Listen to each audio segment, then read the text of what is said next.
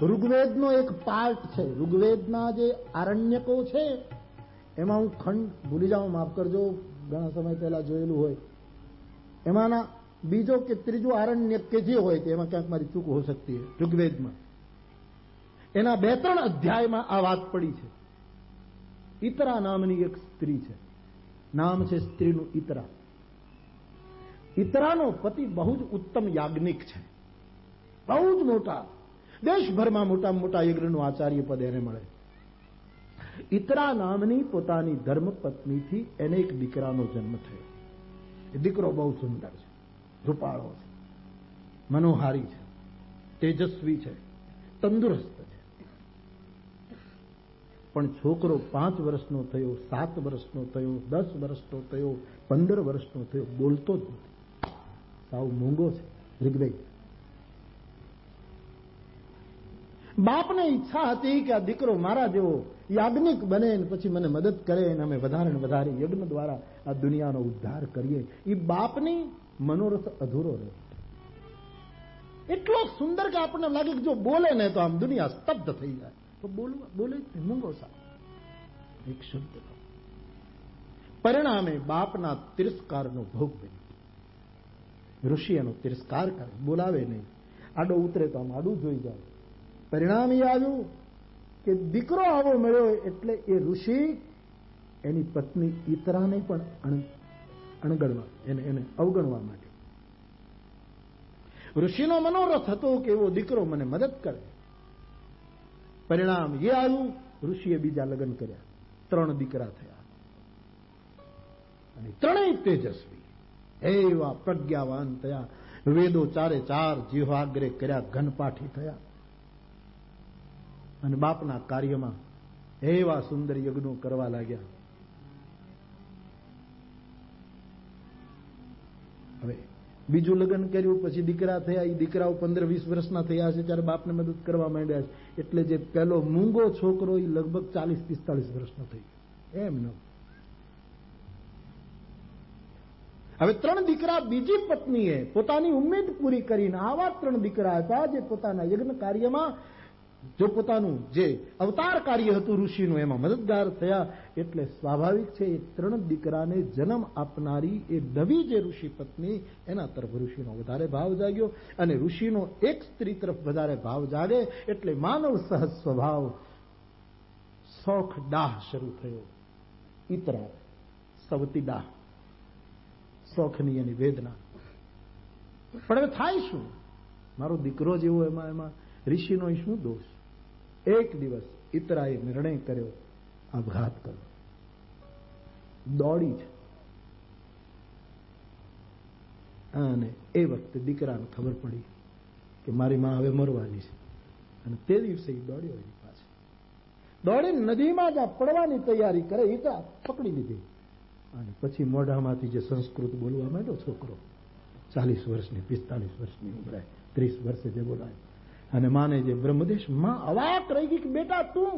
બોલે હા માં, ગયો જન્મ મને યાદ છે, બહુ પાંડિત્ય કરવા ગયો ને માં, તો પામતો પામતો અટકી ગયો એટલે મૂંગો થઈને બેસી ગયો. ઈશ્વરને મેળવતા મેળવતા રોકાઈ ગયો. જન્મ મને યાદ કે બહુ પાંડિત્ય, લોક પ્રતિષ્ઠા મેળવવા ગયો, સમાજમાં વાહ વાહ કરાવવા ગયો, પ્રતિષ્ઠા કે હું આટલું બોલી શકું, આટલું જ્ઞાન, આટલું મને યાદ, એમાં હું ચૂકી ગયેલો અને તેથી જાણી જોઈને મૂંગો બેઠો છું. નહીતર માં તારું દૂધ પીતું છે, હું એકલો મારા બાપને રાજી કરી દઉં. પણ આજ તું આપઘાત કરે એટલે મેં તને, માં આ જગતમાં જીવન મળે પછી પ્રતિષ્ઠાને એની જરૂર નથી, પરમાર્થ તત્વને પ્રાપ્ત. આનું પછી જેમ કપિલ દેવહૂતિને સમજાવે એમ નદીના કિનારે બેસી ગઈ ઈતરા. દીકરો બેસી ગયો ચટ્ટાન ઉપર, માને બોધ આપવા માંડ્યો ને એમાંથી સર્જાણું ઐતરેય ઉપનિષદ. ઐતરેય ઉપનિષદના મૂળમાં ઋગ્વેદમાં આખ્યાયિકા પડી છે.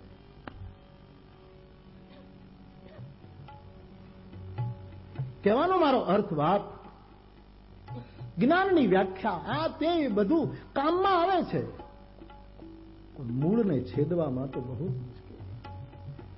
જગતને સમજાવવા માટે, વાહ વાહ કરવા માટે જ્ઞાન નહીં, વિશુદ્ધ જ્ઞાન, પરમાર્થ મેકમ. હે રહુગણ, મારી એક જ વસ્તુમાં અવધૂત કહે છે, ભરત મહારાજ કહે છે, મારી એક જ વસ્તુમાં નિષ્ઠા છે, મહત્પાદ રજોભિષેકમ. એ કોણ? કોના પગમાં આળોટવું? બાપ, પગલા તો ઘણા છે, પણ કોના પકડવા? વિશુદ્ધ જ્ઞાનમ પરમાર્થમ એકમ. જેનું જ્ઞાન તમામ અભિમાનોથી મુક્ત છે. જ્ઞાનના ચંદ્રને કોઈ રાહુ ગળતો નથી. એવો જ્ઞાન ચંદ્ર જેમાં કાળું ધાબુ નથી.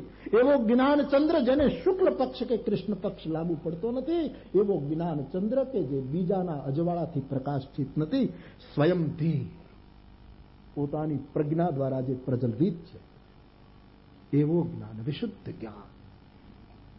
અને આવું જ્ઞાન જેણે પરમાર્થ માટે ઉપયોગ કર્યો, આત્મ તત્વને જાણવા માટે, પ્રતિષ્ઠા માટે નહીં, જગતની વાહવા માટે નહીં. લોક માન્યતા તો બધું બાળીને ભસ્મ કરી દે. એટલે સમજદાર માણસો બહુ બોલતા નથી. જાણતા હોય કેટલી કેટલી અનુભૂતિઓ, પણ જેટલું લાગે ત્યારે ઉદારતાથી બોલે. બાકી શું દુનિયાને જેટલા જેટલા મહાપુરુષો થયા છે. જડ ભરતે તો પોતાનો ઇતિહાસ આખો કહી દીધો ને, કે મને ગયા જન્મમાં હું સમ્રાટ હતો, રાજા, પણ એક મરગલામાં મોહિત થયો તો મારી આ દશા એટલે સાવ મૂંગો થઈ ગયો. તારી પાલખી ઉપાડું, તું થપાટ મારે સહન કરી લઉં, કારણ કે અત્યારે મારે ક્યાંય પકડાવવું નથી, નહીંતર વળી પાછો ક્યાંક બીજે મારે પ્રગટ થવું પડે. વિશુદ્ધ જ્ઞાન, જેનું જ્ઞાન કેવલ પરમાર્થ માટે, બાહ્ય અંતરનો ભેદ જેને મટી ગયો, પડદો માત્ર નથી રહ્યો, ડાબું જમણું ખલાસ થઈ ગયું. જ્ઞાન એને કહેવાય છે ડાબું જમણું ખલાસ થઈ ગયું. ડાબું ને જમણું એ બે વસ્તુ વિવેક નક્કી કરે, જ્ઞાન ન નક્કી કરે. આ ડાબું ને આ જમણું, આ પાણી અને આ દૂધ, એ વિવેક નક્કી કરે. જ્ઞાન થયા પછી કયું પાણી, કયું દૂધ, કયું ડાબું, કયું જમણું, કઈ દિશા, બધું સમાપ્ત થઈ જાય, જેને વિશુદ્ધ જ્ઞાન કહે. આવું જેને થાય એને હે રાજા તારે ભગવાન જાણવો. આમ કહ્યું એ ભગવાન છે, જેને આવી બ્રહ્મ સંજ્ઞા પ્રાપ્ત થાય. વાસુદેવમ કવિઓ વદંતી. મનીષીઓ, કવિઓ એને સાક્ષાત વાસુદેવ કહે છે, એને સાક્ષાત નારાયણ કહે છે.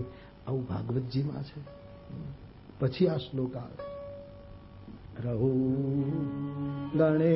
ગણેત તપસાન યાતિ નચે જયા નિર્વ ગૃહાદ્વા ન છંદસા નૈવ જલાગ્નિ સૂર્ય વિના મહત્પાદ રજો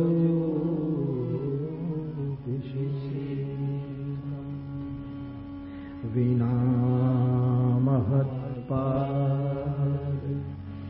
રજો तत्रोत्तम श्लोक गुणानुवाद. इसके बाद का श्लोक ये उत्तम श्लोकना जे गुणानुवाद કર્યા કરે છે, એમાં જે સમમાણ કર્યા કરે છે. અદભુત પરિભાષાએ બતાવી છે. મારીને તમારી ભ્રાંતિઓ તૂટી જાય, બધું નરાળું થઈ જાય. કાઠિયાવાડની ભાષામાં કહું, બધું નરાળું થઈ જાય, હાવ ક્લિયર થઈ જાય બિલકુલ. એવું દર્શન ભગવાન દાસ. એ ક્યારે બનશે? यह गुण साधन ते नहीं होई. राम राम रटवाથી કામના નિર્મૂલ નહીં થાય, પણ પતન નહીં થવા દે રામના. સાધનો તમને મને બચાવી દેશે, પતન સુધી નહીં પહોંચવા દે, અટકાવી દેશે. કોઈને કોઈ બહાના ઉભા કરી ઈશ્વર જીવને એનું નામ, એની વાત, પણ એને પકડી રાખીશું તો કોઈ કૃપા એવી ઉતરશે કે સ્વિચ બંધ થઈ જાય, નિર્મૂલા.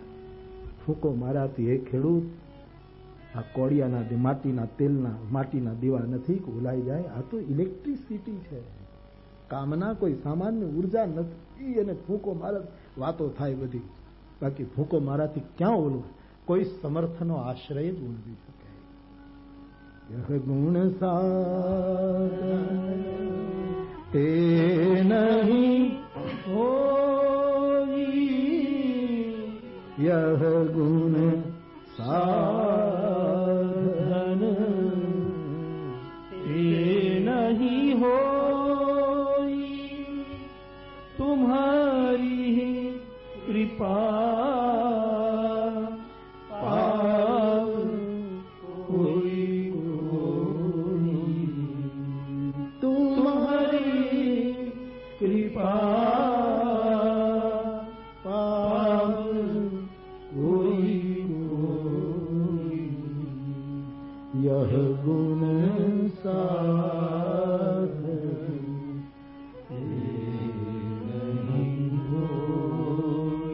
ક્યાંથી એ પાવર આવ્યો મને તમને ખબર નથી. એ ટ્યુબલાઇટના દીવાને ફૂંક મારીને કેમ ઓલવી છે? અવ્યક્ત મૌલમના ક્યાંથી આ સર્જાણું છે? ક્યાં એનું મૂળિયું છે? એને કેમ મારી શકાશે? જો મૂળિયું કપાય તો બધા જ બલ્બ બંધ, બધા જ વિકારો શાંત થઈ જાય. બાળક કહે મને ખબર છે બીમારી છે, મારી માને પૂછો હું કેમ નાશ કરું? એવા સાદર સુનું બાળક જેવા થઈને શરણાગત થઈને સહજ થઈને શ્રવણ કરો તો આમાંથી મુક્તિ મળશે. બીમારી બાળકને નિર્ણય માં કરે, બાળકને ખબર નથી. આપણી દશા આવી છે, આપણને ક્યાં ખબર છે કે આ વિકારોના મૂળિયા કેટલા ઊંડા છે? જન્મ જન્મના કેટલી કેટલી વાસનાઓ લઈને આપણે જન્મ્યા છીએ. વાસના જ પહેલું કારણ તો વાસના જ બીજા જન્મનું કારણ છે. અને પછી ખબર નહીં કેટલું બેવડાયું ત્રેવડાયું, એના મૂળિયા કેમ નાશ? કોઈની કૃપા ઉતરે અને રામકથાનો કુવાડો હાથમાં આવી જાય તો આ કપાશ સરળ સાધન છે. રામકથા કલી બીજ ઉઠા